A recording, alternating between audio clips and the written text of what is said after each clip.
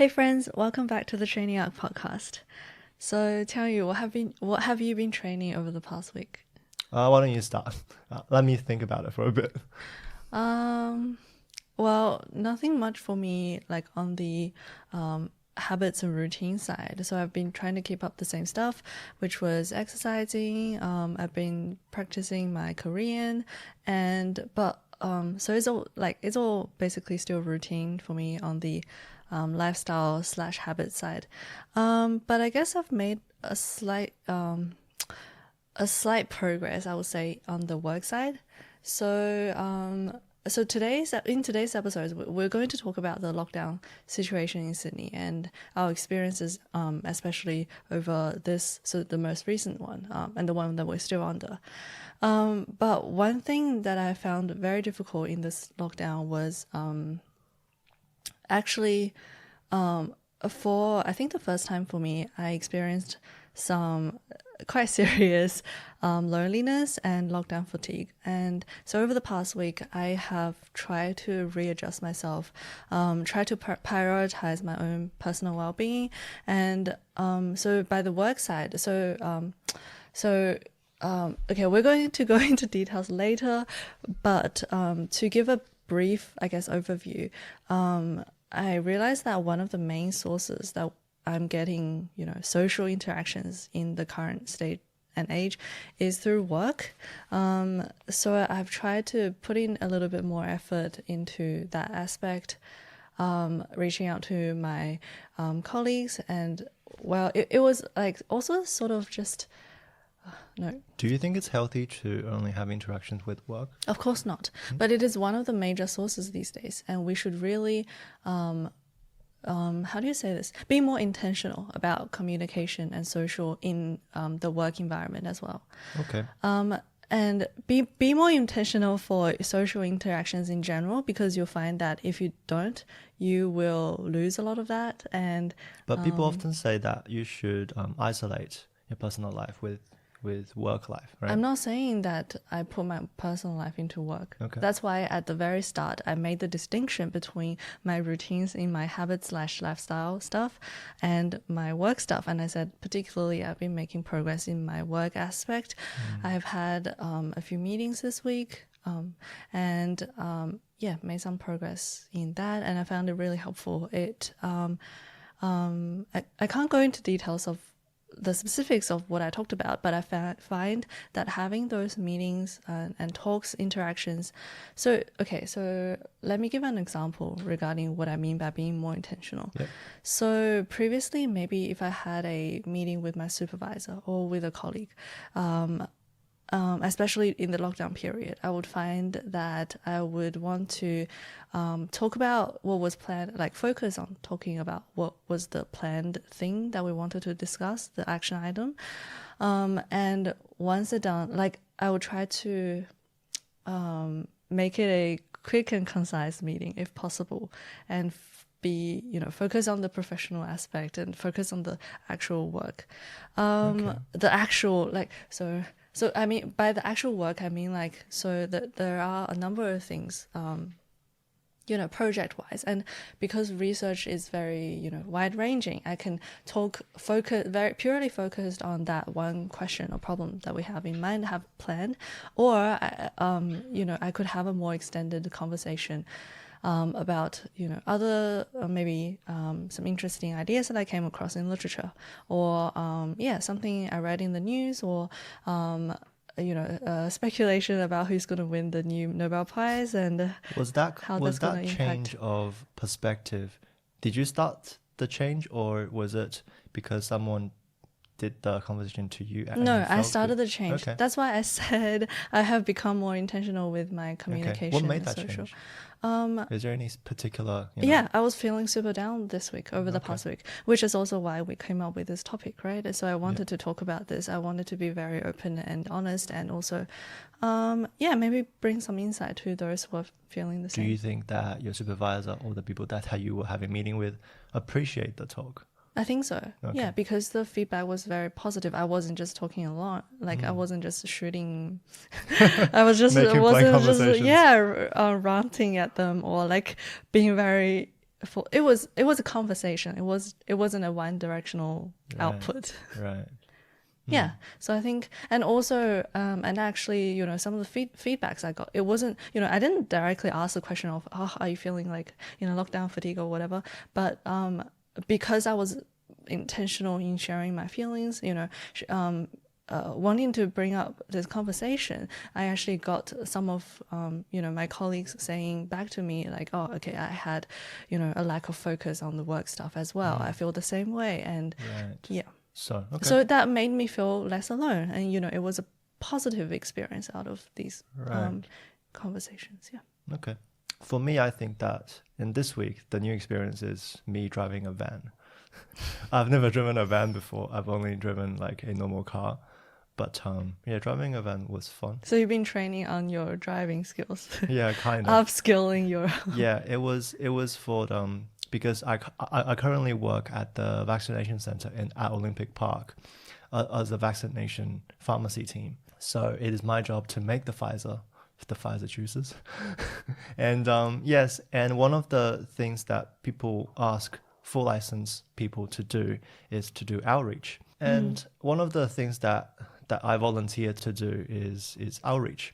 It's basically delivering vials and bring back vials that are unused from places that are What are small. vials? Vials is For like those who are not familiar. vials is like the Pfizer vials. So each Pfizer vial can make 6 doses of vaccines. So it's basically like a concentrated Yeah. vaccine juice in a little glass bottle. That's called a vial. Yeah. Yep. So how we prepare the actual vaccine is we actually inject the saline solution into the vial and then withdraw 6 doses of vaccines, and we administer those 6 vaccines to people. And sometimes people, because on the smaller vaccination centers, people can do the walk-in sessions. They don't have to book it. So they're not really sure how much vaccine that they actually need. So they often take more than they need. So the one of the problem is that the vaccine can only last 2 hours in the 2 to 8 degrees range.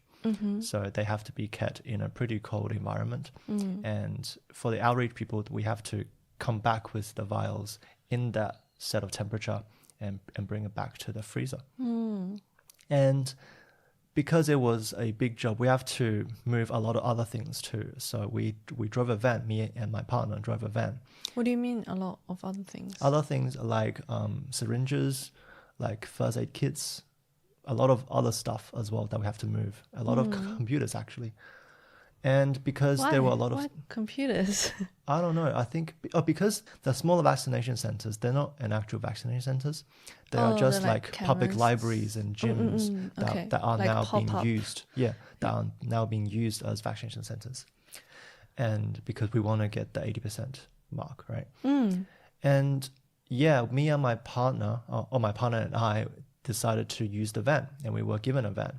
But because the van is Volkswagen, it's a European car, the direction for the what do you call those, cleaning windows thing, and with the like the cleaning window button and the direction button is the opposite, because I drive a European car also, so that's like a similar direction with me. And well, he drives an Australian car, so he has to get his mind around. So I volunteer drive, and yeah, I find it was easy. It wasn't that hard. I thought the van would be more challenging, but it turns out to be okay. Yeah, so that's me. Yeah, so on the vaccination topic, Yep. okay, so how about we kind of set the scene and talk about the lockdown situation that Sydney is in right now, and also why there's a lot more vaccination centers right now. Yeah. So do you wanna? Yeah, like the Sydney region in Australia, like overall, our COVID response was good. It was like the paradise, like the COVID-free zone, right? Last year. You Last mean? year, yeah. And there were only... we had been in like about a 3-month lockdown from March to June ish Yeah. Last year, right? Yeah, last year. It was like the Sydney region was a lot more COVID-free. The Melbourne region was very severely impacted by COVID previously. Yeah. But in Sydney area, there wasn't too much COVID It wasn't cases. really a huge peak or Yeah. spike. It was mostly under control. However, The Delta strand came along. yeah, but we also, like, I don't know about you, but at the lab and with everyone, so at the lab we are from we're from a lot of different cultural backgrounds and countries, and so we've always had this. So some of us, me included, have been, because of family and friends from overseas, we are, like, I guess more aware of, like, how bad it could get. So we've always, and because we are from a medical organization, we I think many of us had in the back of our minds that it's not going to be always rainbows and butterflies for us forever. At some point it's going to, like, it's kind of inevitable that because Sydney like is the going to rules go that down. the rules that were implemented previously, it almost felt like we were lucky that we're not impacted too badly. Yeah, right? exactly. And yeah, especially so last year when Victoria was suffering a lot worse COVID situation. Many of us in Sydney were, and when we were talking about it in the lab, That could be us, right? Yeah, exactly. We were actually quite surprised that Sydney didn't have the same case last year. So I guess this lockdown this year hasn't been a total This year surprise. lockdown started in the late of June, right? All the way up until currently that we're recording this is the start of August. We're in October, babe. October. Yeah, so the current lockdown has been going on since June, and it's been almost end of June. It's been 100 days now. Yeah, at least around 100 days. Yeah, and so the road to freedom is what the government has called the lifting lockdown plan. By the time that this podcast come out, we were already putting out of lockdown, probably, hopefully. The very first stage. So the planned first stage of giving us more freedom will start on the 11th of October, and that's when so hopefully that is when we reach the target of 70%. So fully vaccination. We sound like news reporters right now. Okay. Just to put things into context, in case someone who's not currently living in Sydney is hearing this, but also a recall for ourselves in the future. From the vaccination centers, like the amount of people that were getting vaccinated now currently is a lot less than previously. Of course. So so I think in July we had this huge we had this huge how do you say this, like, increase in vaccination rate in vaccination rate, because we were basically everyone realized that we were going down if we don't get the vaccination rates up soon. So that's why we started having a lot of not only major vaccination centers but also walk-in clinics to boost the vaccination rate, and we were told to even tell everyone around us to get vaccinated. What's your view on anti-vaccinators? That's a little bit out of topic, but it is a little bit. Wait, how about we rewind a little bit? So we are trying to. So basically, the plan before 11th of October was to get 70% full vaccination. 80, I think it was 80. No, 70%. Okay. That's why we're close already. Okay. So our first. So there's two things. So with the Pfizer or AZ vaccine, there's 2 doses, right? And we are already at over 80% first dose for our population over 16 years old. But we need to get to 70% for fully vaccination. That's like the both doses, having done both doses. And for that, we are very close. We're above 67% now. So that's why it's looking likely that we are going to get some freedom very soon by 11th of October. And the thing with vaccination is, so people have been saying at this rate, so at this high coverage already, those who have already been vaccinated are kind of, so the vaccination rate has been leveling off because, almost everyone has been vaccinated. And how do you say this? Like those that have been vaccinated are those who are willing to do it. And those who are still holding strong against it are either, because they can't or because they are very strongly against the vaccination or getting vaccinated themselves. Yeah. So, yeah. Why do you think that people are against vaccines? I don't think, okay. This is a very big topic. Yeah, exactly. I don't know if this is something that we are qualified or even know or even have done enough research to talk about here. But, okay, so maybe my personal perspective on this is like, how do you say this? I have very mixed feelings about this. So on one hand, I want to be very scientifically correct, and because I strongly believe in science and medicine, and I have an okay basic understanding of how vaccine works. Vaccines work or are made, etc. So I do want to I do want the public to be more, widely educated about this in a scientifically accurate manner. But at the same time, the humanitarian side kind of me do still want to respect everyone's wishes in a way. Okay. But with the, how do you say this? With the condition that they have been correctly educated or scientifically educated in the first place, or they have been provided at least the accurate information in the first place. I understand that not everyone believes the same thing, whether it's vaccine or whether it's God. But so I think personally, I do want to respect wishes of everyone. I want to give them the freedom of believing in what they want. But I mean, I'm biased, right? I want everyone to know the scientific truth. Because in the vaccination centers, we actually had a few cases. Oh, and also, yes, another thing is I don't want to see any, violence stemming from this. Yeah. That's the bottom line.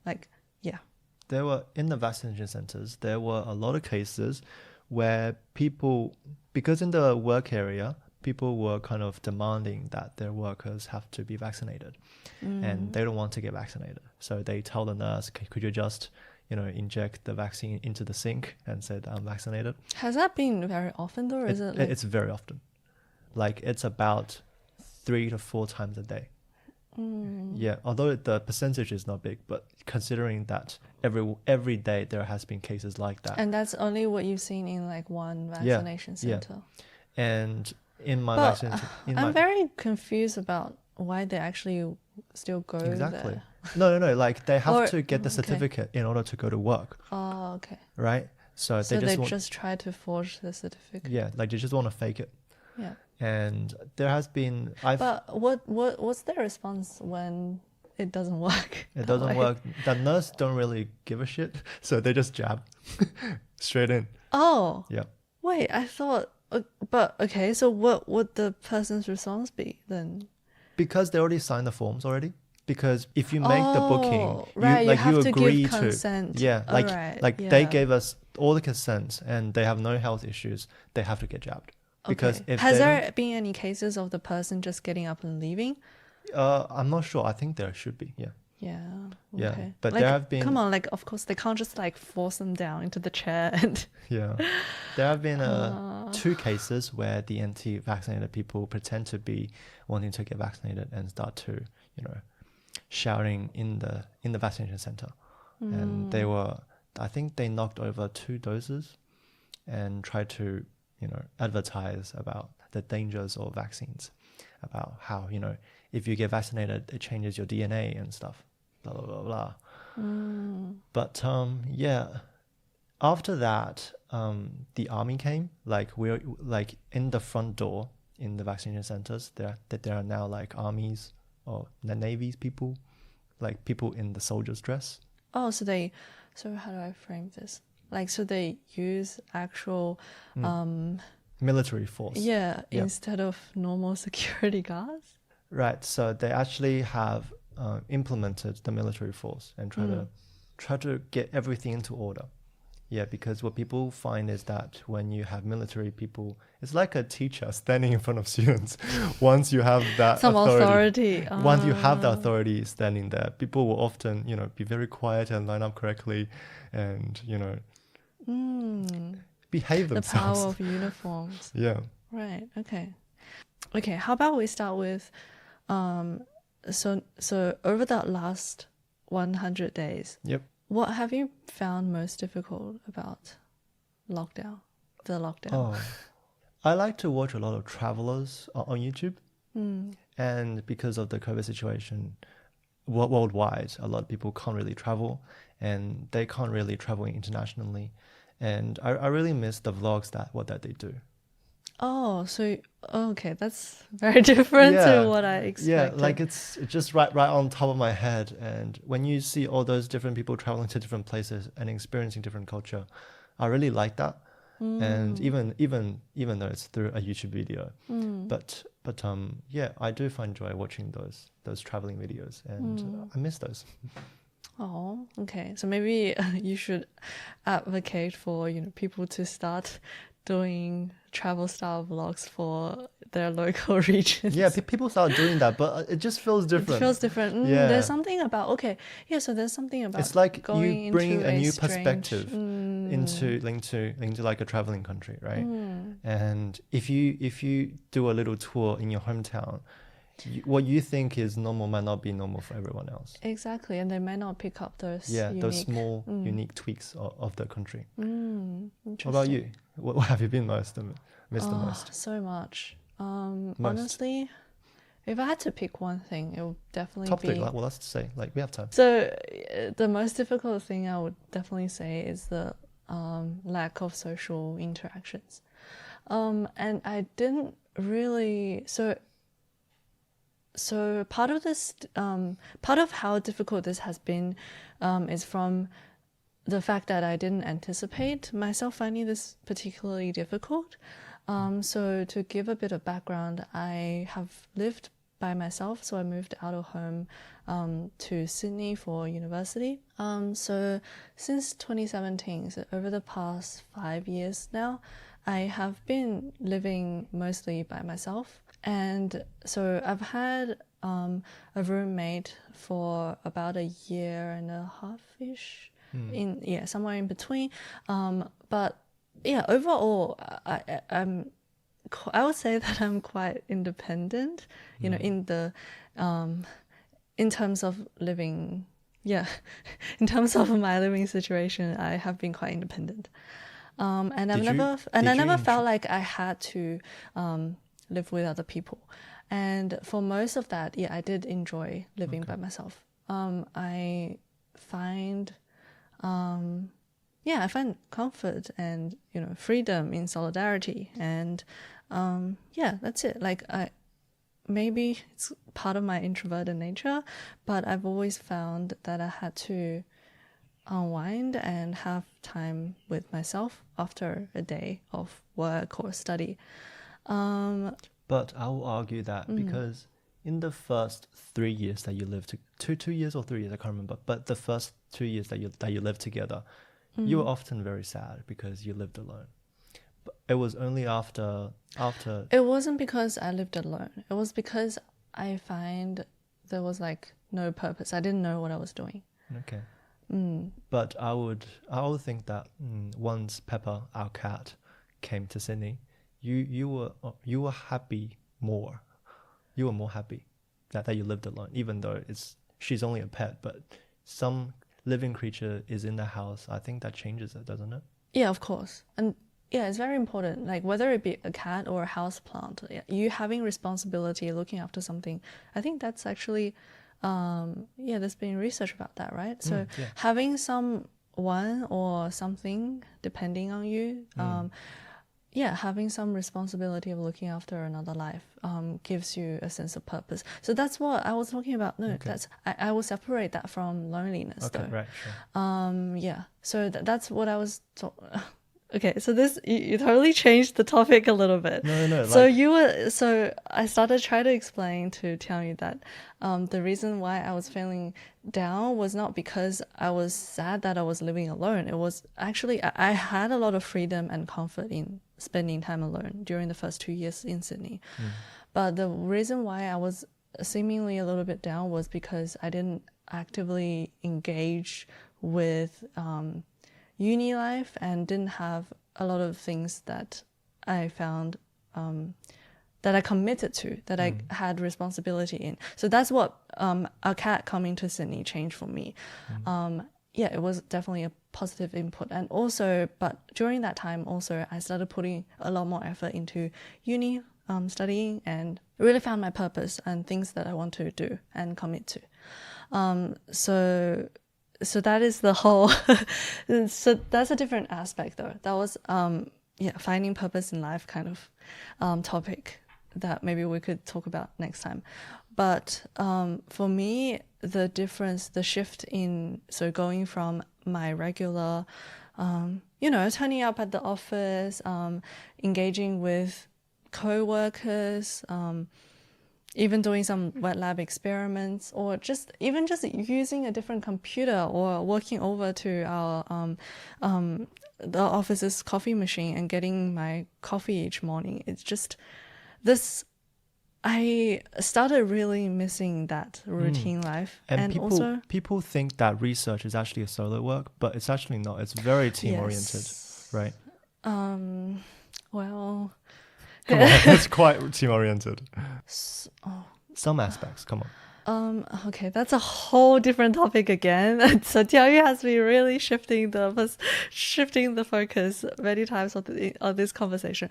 But okay, so I'll just we can definitely talk about that again some other time. But the one thing I want to so for right now, if I were to give like one comment about that, is that doing a PhD or embarking on a research journey for yourself is definitely still very much lonely. There's a lot of solidarity in that. And many times on this journey, you will find yourself being very much alone because you will be the only one who is doing that work and the only one who is responsible for that one thesis and, getting a degree. And sometimes, depending on what kind of lab and what kind of environment or what kind of topic that you're working on, maybe, you are the only person who is able to answer that one scientific question. And you are the only one who is actually interested or passionate enough to go down that path, to go investigate that problem. So it is very much still a one-man job, I would say.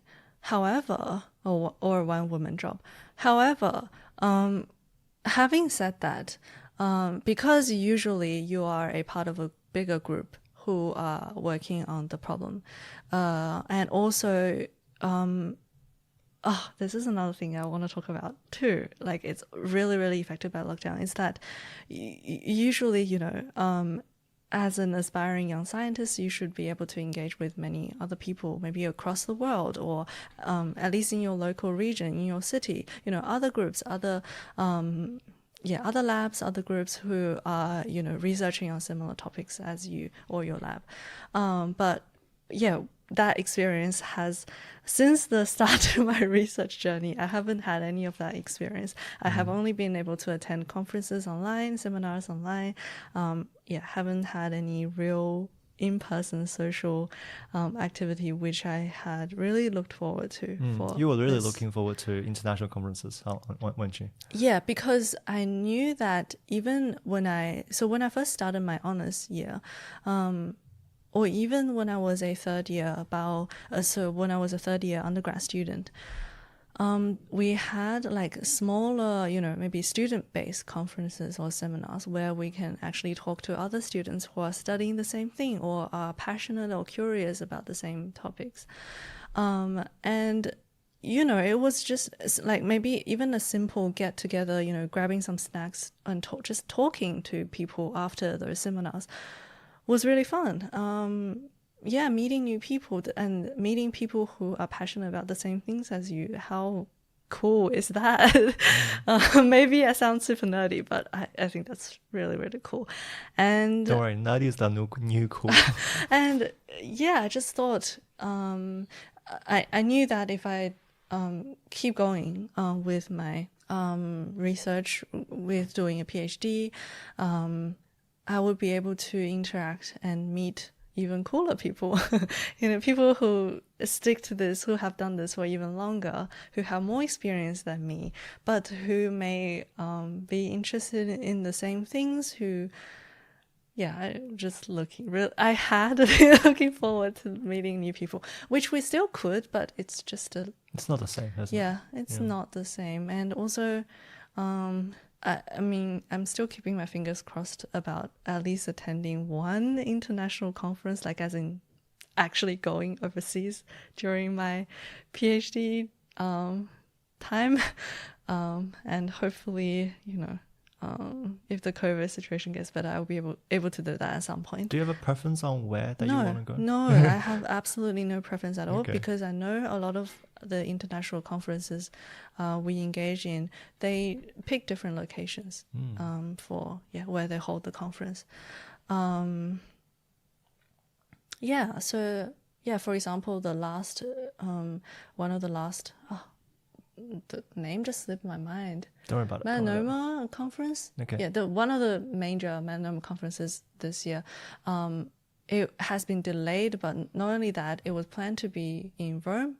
It still happened in Rome, but of course online, and the time zone is all messed up for us. Yeah, and there has been and are usually a lot that happens in America, and there has been also some that happens in the Asia area, like Japan, Korea. So could have been there, but no. Or could go there. I still have the potential. Maybe in the future, fingers crossed. I really, really want to go at least once. Yep. Maybe, I don't know. Maybe even after I submit my thesis. Yeah, still deciding what to do. So I found it difficult how lockdown completely changed my routines. Although at the start of this year, I have been readjusting into my new routine of being a PhD student, I still found it really nice to be able to see everyone. So we got onto the team cooperation topic, because I was going to say that even though you are maybe very much alone on this PhD or research journey, you still had people who surround you who are interested in the same thing or share your passion, and your lab mates are there to support you. Basically that's it. It's just even if you don't talk to them for the day because you're really busy with your own work or something, it's still really nice to feel surrounded by people. Exactly. And like super, super nice when, I don't know, when you say hi in the morning, like smile at each other when you walk across the hallway. Like we don't even I didn't really pay attention to those, but once they've been taken away from me, I really miss those small moments. That's what people actually like to study in a library or a coffee shop, right? Because they just want to surround by people. Yeah, maybe. Yeah. So you think that working in a group setting would be the biggest change that you have to deal with in the COVID? No, I was really shocked by the fact that, okay, having said that, I was pretty much independent in my living. I was really shocked by how sad and lonely I felt during this time, during lockdown, this round of lockdown. Yeah. So like this is not the first time that we've been locked down. This is second time or third time? Second time for me personally, because Sydney has been in 3 main lockdowns. The first one happened in March last year, and there was another one around Christmas time last year. Oh, I can't remember that. Because you were at home the whole time anyways. But there was one during Christmas. But the one at Christmas, at that time, I had already finished my honors. I submitted my thesis and did my final presentation. And so I was on holidays, so I went back to Adelaide. I spent some time with my mom. So I didn't really feel like it was a lockdown. And actually, that was also the first time and the only time I have traveled out of state Yeah. for the last 2 years. It was a short lockdown as well. It was like only like a week or two. It was short, but also I was able to travel. Yeah. Yeah. I was able to travel in that time, so I didn't feel like a lockdown even happened for me. And also, another thing with the first lockdown was that because my schedule were quite tight, so in honest year we only get about a total of like 9 months to finish our project, write the thesis, do the final presentation. So the timeline was a lot tightly packed. So I had a lot of things that I had to learn quickly and do quickly. So in the March to June period, I was basically doing a lot of learning and reading and writing. So I had a lot of actual things to do. And because I was an honors student, I had a lot of guidance from my supervisors, and it was basically because I had absolutely no idea what I was doing, what even is research. And so it was more of a step-to-step guide of what I need to do. And yeah, I had a more structured timeline basically. So keeping engaged in the tasks, in the studying, was keeping me temporarily away from thinking about the lockdown or the COVID situation worldwide, or how depressing this whole thing is. But this time around, I had a lot more relaxed schedule. Being a PhD student now, I basically have no set deadlines. Everything is, you make your own deadlines basically. I should initiate my own activities. I should be the one in control, and but so which means that if I want to not do it, then nothing will happen for that day or that week or that month. And the lockdown fatigue combined, I was kind of spiraling down into a really bad routine. And it feels like that you don't want to I'm going do in anything. circles, and nothing's getting better. This is going to go on forever. I just had a lot of negative thoughts in my head. Oh, and also this time around, I don't have a roommate anymore. So my cat is the only living thing I interact with. Or me. Maybe my veggie garden on the balcony. They were dying. But they're okay now. You they replanted were everything. dying when I was in my really down period. And also, Tianyu's face is the only human face and person. So in Sydney we have this thing called a singles buddy, which is so people living alone can nominate one person only to be their buddy, and this buddy is the only one, and this buddy has to live within a 10 km or 5 km if you're in the more restricted areas radius. And this person is the only one that can come visit you, is the only one that you can physically interact with, etc. And Tianyu is my buddy, and he comes every weekend, and we hang out every weekend. But other than that, every social or every communication was online, and I was pretty much alone the whole time. And so this led to a lot of interesting reflections. So like I said previously, I didn't realize I wouldn't be okay being alone for an extended period of time. But of course, this COVID situation, being alone in the lockdown is completely different to being alone normally, right? So normally being alone for me has meant that I can spend more time with myself. I can relax. I can wind down from the hustles and bustles of the day. It was, I enjoy the peacefulness when there is when there is the thing to juxtapose it, when there is the contrast, when there is the busyness or the loudness of the day, to contrast the quiet and peacefulness I can get from home, from relaxing at home. But when there is no contrast, when this is when the mundane becomes the routine, becomes the norm, becomes the only thing, it's difficult to, just it makes the loneliness a lot louder. Does that make sense? Like, because there is no louder thing to contrast the quietness, You were the saying that quietness because that you becomes don't like. super loud. You were saying that because you really don't like the loudness, right? Some people like the loudness, so just be No. I didn't dislike the loudness, but I like I said, I enjoyed having social interactions. Maybe not a lot of social interactions, but I do appreciate that, right? But I feel like I'm not someone who's capable of being very social all the time. So I need the balance. Being at home by myself gave me that balance. Okay. However, when there is nothing to balance out, when there is nothing to balance out, the loneliness becomes very loud instead. Yeah. Prior to the COVID, did you like human interactions? Do you feel tired after a very, long human interaction, or after a very long day? Yeah, of course. Yeah. Yeah, of course.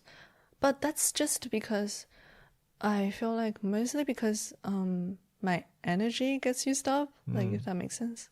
Like, Because, I can't just keep talking forever. It's like that kind of thing. But some people do. Some people Well, recharge I think, with talking to people. yeah, but it also depends on what kind, right? Yeah. So of course, I don't think I don't think anyone recharges by, I don't know, doing presentations all day, or like talking to their bosses all day. Yep. So for me, it was a range of that kind of social. So socializing for me is not only talking with friends or family. It was also maybe I do conferences, or I do a presentation to my group. I talk to my bosses or supervisors, like having some serious talk that I need to use a lot of mind power for. That's also socializing, talking to others, right? And that kind of thing takes energy. Like, it is a little bit consuming, but there is still things that, of course, I gain from them, right? I get intellectually stimulated. I think more deeply.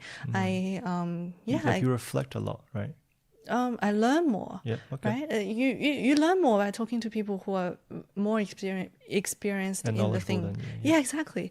Yeah. So for that was the engaging intellectually, learning through those interactions, but also those kind of talking is also more energetically demanding. Yep. Yeah, physically, mentally demanding. Like, it's understandable. Yep. Yeah, right. You are paying in your own mind power to get more knowledge, something like that. You It's have to like be constantly engaged in the conversation. Yeah, right? yeah. If you slip away, it will look very bad. So you're very focused and engaged, and that kind of thing. I don't think anyone recharges from that kind of conversation. Absolutely. So that's a different kind of social. So I think the kind of socializing you were talking about is with friends. It's the relaxing kind, and that I would rule into the category of winding down and relaxing. So what I choose, so people choose, and people obviously choose different kind of activities for that. So the relaxation kind of activity. And me, as a maybe more introverted person, I would choose to wind down and relax alone, enjoy some peacefulness, listen to some music, podcast, reading. I don't know. The things that I do alone at home belongs to that relaxing category. But during the day, talking to people, engaging in more in like meetings and more serious conversations, it's the work stuff, right? Yep. So so I need things to be in balance. Yeah. And and it the lockdown has made it really off balance for me. And so when you go back, after the lockdown ends, I think that you would be more appreciative in people's I'm presence. already more appreciative. Yeah, sure. I'm heaps more appreciative of working in an environment with others. Okay, so after the lockdown ends, what's the thing that you want to do the most, or the thing that you are looking forward to the most? Honestly, at this point, I'm not being that optimistic anymore. I don't want to be too optimistic anymore. So you think that this is not the last lockdown that we're going to go? That's not what I'm saying. What I'm Okay. saying is I have no idea what's going to happen. I have no idea what the future holds. Mm. But throughout this whole lockdown experience, I have been approaching it, or I have learned to approach it in a way that so focusing on my well-being, I have learned to simplify the problem. So I try to think of this. So my mental model now is to approach life one day at a time. It sounds very cliche, but I'm just going to approach it one day at a time, even after the lockdown. What do you mean by that? Or approaching one day at a time? So trying not to think too much about what the future holds. Of course, I Okay. have my desires, but I don't want to bring my hopes up too much. But honestly, it's not that I don't want to bring my hopes up, but more like I just have absolutely no idea what the future holds now. Like, aren't we all a bit thrown off by COVID? Like, at least a bit. Like, come on. Okay, so it's not the first time that we've been through a pandemic as humanity, and it's not unheard of or unaware. There's been so much talk about worldwide disasters, pandemics, situations like this. But that is not to say that none of us, or I would say all of us, are at least a little bit thrown off by this. It's a change of the rhythm. Right? Exactly, of the whole rhythm. So this makes me decide that I don't want to think too much about what the future. So is that What another will saying of happen in living the in the future? present? Yeah, basically another way of saying living in the present. But Okay. previously I would try to give a lot of plans for myself, whether it's life wise or career goal wise, or even Right. I like to make travel plans because I always looked forward to the end of the year travel or holiday time. But lockdown changed that. I don't want to do that anymore. I want to approach life one day at a time. Okay. So to answer your question more directly, the number one thing I want to do after the lockdown is just to go back to the lab. Wow, so work oriented. Okay. What about free time, like things that you do enjoy? So I just got really emotional, and actually a couple times in that conversation, I was tearing up. I don't know, like I could hear it in my own voice. But I tried to hold it back. But when Tianyu made that comment that I'm becoming very work-oriented in life, it reminded me of this other growing pain, which is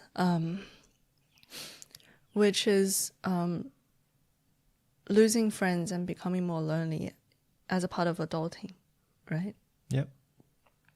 And I got really emotional because of that, I got really emotional because of that, but I promised that I would be brutally honest with myself and with anyone who's listening to this.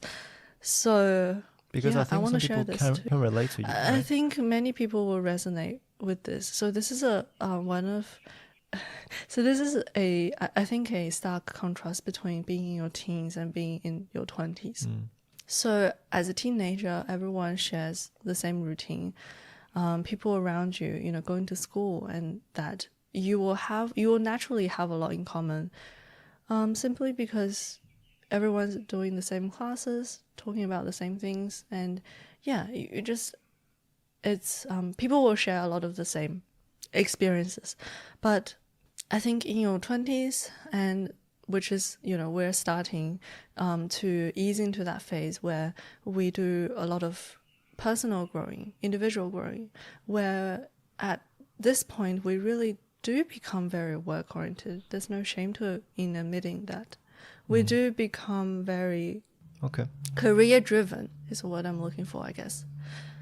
In the sense that you have to put everything else around your life, you have to base everything else in your life around the main thing, the main goal that you're going after, which is usually your work, your career. And, you do so out of interest, out of passion, out of wanting to achieve that career goal.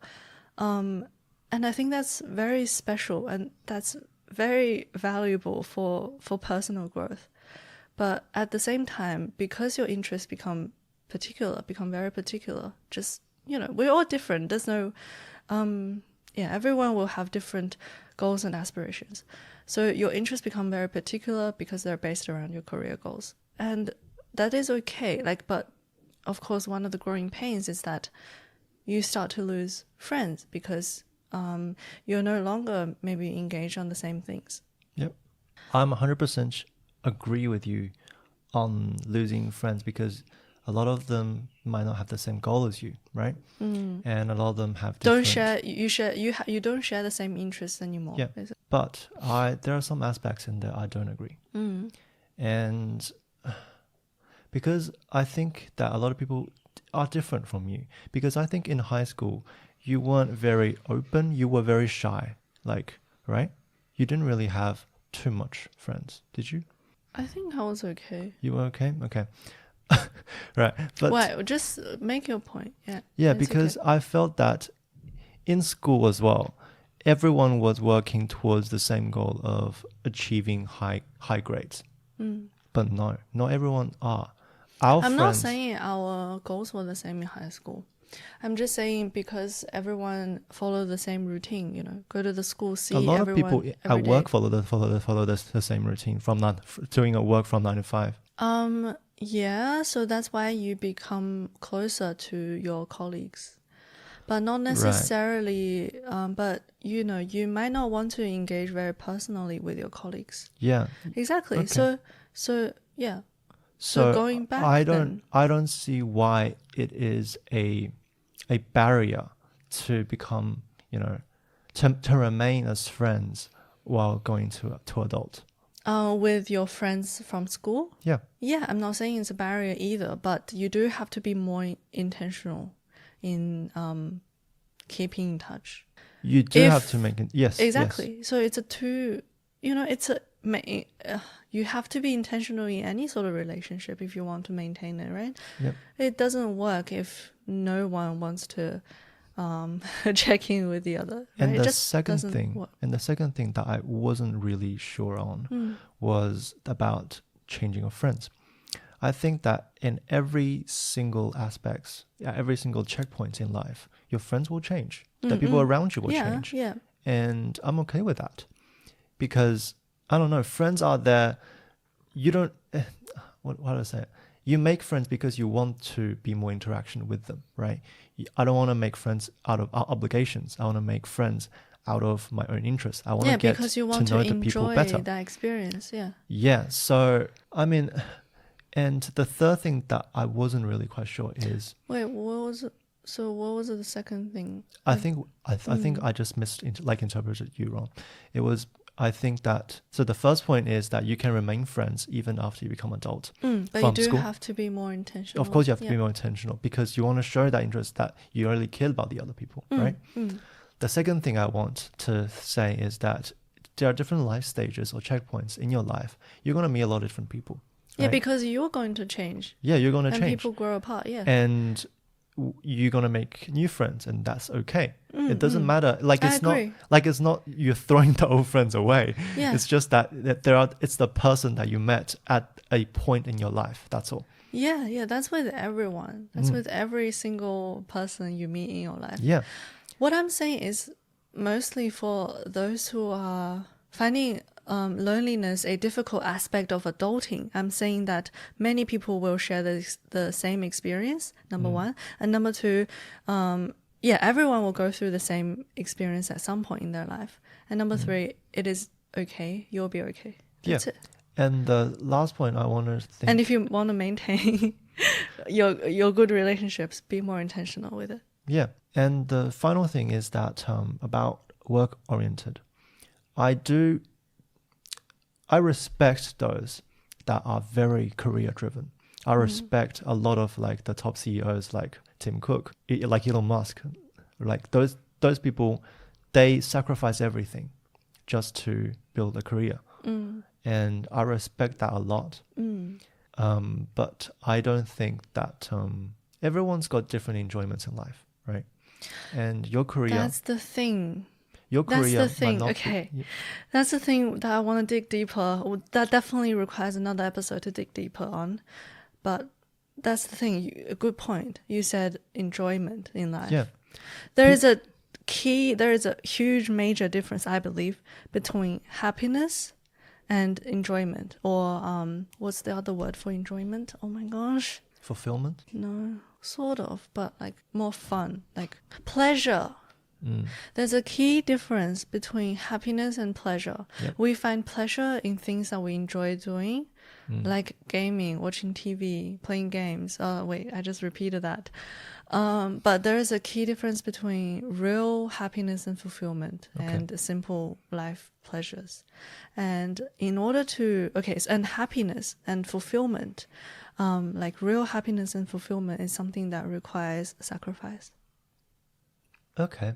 So you don't think that without a career, people can't be happy? Without something that is fulfilling on the deeper level, people cannot be happy. Yes. People can have pleasures, but they are not truly happy. They can't find real fulfillment in life. Right.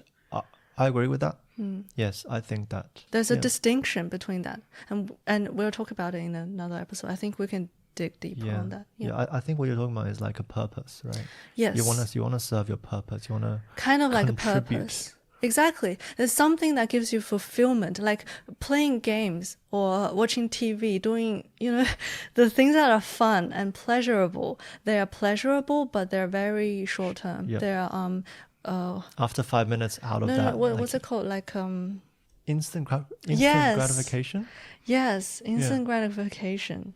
Yeah. Pleasures give you instant gratification, but if you wanna be happy, but truly, fulfillment, fulfilling a purpose and real happiness. Real happiness comes from fulfilling a purpose, which you have to sacrifice and put in a lot of effort and go through pain. Like you don't truly grow unless you change and sacrifice, unless you go through some sort of pain and hardship. That has so much examples. No, let me get back to my point. My point is that people can be career oriented, but do you think it's healthy just to be career oriented? When I asked you the question, like, what do you want to do after lockdown? You said going to the lab. Is there anything that you want to do for pleasure? So if you're talking about healthiness, going to the lab is my way of engaging. Re-establishing healthy habits. Like you were talking about how it is really okay to be career oriented and go and like work oriented. I agree with that. People choose that over a lot of other things. But I think for like the majority of the people, what they do at work is not the things that they enjoy. And they often would look forward to the after work hours with their close ones or with their loved ones or something that they enjoy doing, even if it's gaming. Yeah. And do you have any of those activities that you look forward to after the lockdown ends? It's not what I meant by do you want to, like, what do you want to achieve in life? Like that sort of big picture. I kind of did briefly brush over it, but because I don't want to disappoint myself. Okay. I enjoy doing activities outside. Yeah. So one thing is like, before the lockdown started, my friends and I actually planned to go camping. Yeah, we booked the campgrounds. Yeah. But I don't want to be disappointed again and say like, okay, after lockdown, I'm definitely going to go camping. Because I'm not sure what's going to happen. Like, right. So because your question was that what I want to do, I want to choose something that I'm more in control with. Okay. Yeah. Right. I'll see. That's why I gave my answer. Okay. That's going back to the lab because I know I can if I really apply and say I need to go back to finish my PhD work. I can do it. That I'm in control. Also, my new life philosophy of taking it one day at a time is also my me wanting to be in control, more in control of my life is also feeds into that philosophy, one day at a time, because I want to be in control. I hate the feeling of not being in control of my health, my mental well-being, my routines. So, of course, there are other things that I want to do that's not associated with work, like traveling, like going to camping, going on that camping trip that we planned and Exactly. has already bought a lot of I things. think it's I very want to do it. important. Okay, I acknowledge that I want to do it, but I thought I wanted to give an answer that I'm more sure about, more sure that I can actually do. I think the looking forward part is more enjoyable than doing the stuff itself. Don't you think so? No, No? no. Why would that be the case? Like if I keep looking forward to something and not being able to do it, I will get very Because sad. because you look forward to it, right? Look forward to it makes actually doing it more exciting and fun for Yeah. me. But if I don't actually do it, if I don't actually get to do it, then looking forward to it becomes painful. Okay. You have this yearning for the thing that you can never achieve. What Okay, I that get you. makes no sense. Yes. Like for me, that's very sad. Yeah. So I really want to tell you that you shouldn't forget on the things that you enjoy at the moment. Like you can talk about being very career driven. Yes, I respect you completely on that. But it's very dangerous to it's that is like that thought is very dangerous to burnout, and I want you to be We can talk about burnout too because yeah. I've I want learned so much more about burnout. yeah, because you were nearly burnt out. Or Yeah, were there you? are there are several characteristics that feed into the burnout situation. And actually one of them and one very important pillar is not being in control of the work. Yeah. And that's And I just want to remind you that you don't just have to focus on work. Okay, you have to very distinguish between work and life. I want you to enjoy life. You can do your work. You can enjoy your work absolutely, but you should also live your life. Yeah. What a deep episode. Yeah, it ended up being one. So let's end things on a happy note or a more exciting note. What I find is that I'm very lucky because I worked in the education system and also the healthcare system, right? I worked in the vaccination center and as well as the education industry. All the people that surround me are generally quite nice. All of them are, I say most of them are already pretty nice. I'm very lucky to be in this field. And especially in the vaccination centers, all the people I've met are very, very nice to talk to. And Like, what do you mean by that? because in the vaccination center, at least in the pharmacy team, a lot of them aren't really pharmacists. They're often old people that needs something to do. Are you talking about like this temporary pharmacy team or Yeah, like this new temporary. recruit group? Yeah. They come and go. Or is it? Yeah. Yeah, they Okay. come and go. Because And of is it so? Would like it? Am I correct to say that a lot of the people that you work with are same as you? So they applied for the job after New South Wales has called for to Yeah. increase. Okay, Yeah. vaccine rates. And all the people that I met are pretty nice, are very nice. And so how Is there the any particular? Oh, sorry. how the team actually works is that we are pharmacy technicians. So we actually do the vaccine and distribute the vaccine, and there's actually a certified pharmacist that checks our vaccine. So they're on the side, and all the pharmacists that I talk to, even though they don't really enjoy the job, and yeah, like I know it's very, very surprising that the pharmacists that in Australia are not treated very well, because in the chemist warehouse and in Priceline pharmacy, the customers don't pay a lot of respect to them. Ooh, exposing the industry. Well, it's not really exposing. People know this really, and a lot of them don't really enjoy their job, but they are very passionate about their job. They didn't. Yeah, I was surprised. I thought that they went into this industry because they want a stable job, and to my we surprise, thought that their passion would wear off Yeah. if they aren't. but to my surprise, they are not very, very well paid. Their jobs are not stable. They are genuinely very human, like they want to help people, like that mindset. Even though they treat it very badly, they are still quite patient with people. And they are very happy to talk to you about their experiences. and even the good experiences and the bad experiences.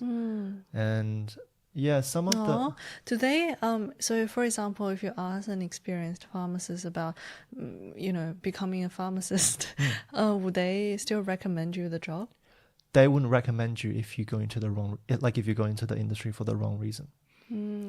And So like one of the most that sounds like senpais that going like, hey, if you really want to do good, come, like, here's the thing, here are the terrible things that we have to go through, yeah.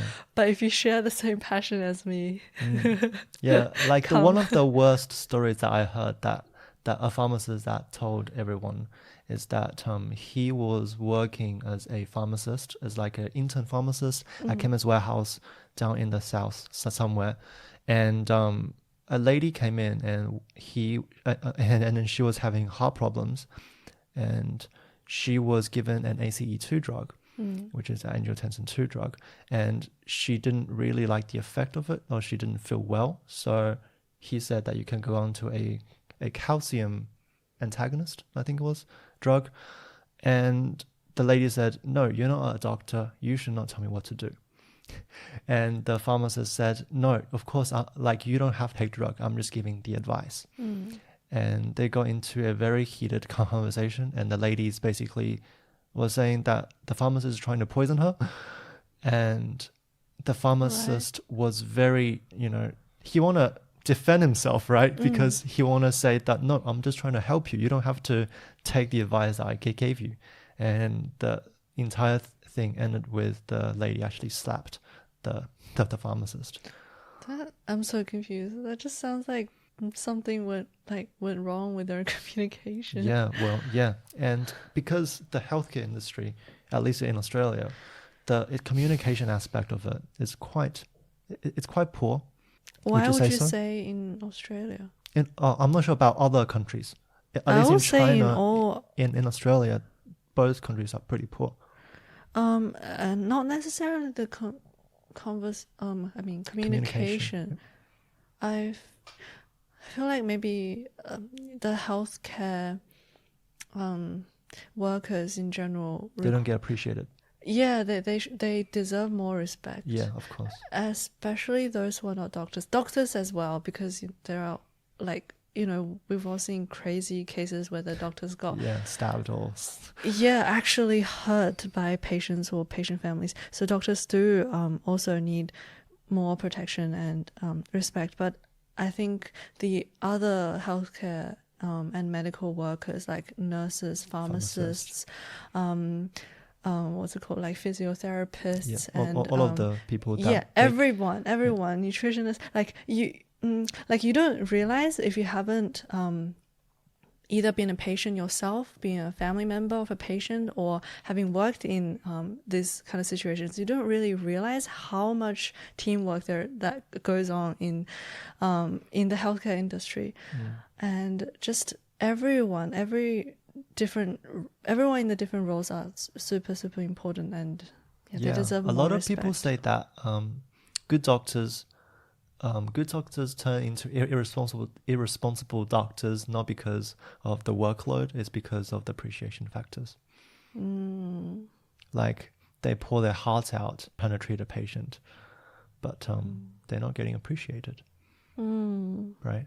Yeah, I feel like everyone deserves more appreciation. Yeah, people do work hard at their job. Yeah, and okay, it's also very heartbreaking to see and hear that people are actually still very passionate about their job and genuinely want to help people. There are a lot of pharmacy students at my team. Like, they are from UCIT as well. They're doing a bachelor for pharmacy, and a lot of them are doing the what do you call? Not the internship, their placements here. Oh, okay. Yeah, and they are here to help out. And from what I heard is that this is the best placement that they ever experienced in the vaccination center, because first of all, they don't have to interact with the actual customers. Yeah. And because from the other pharmacy experience, they weren't very happy with it.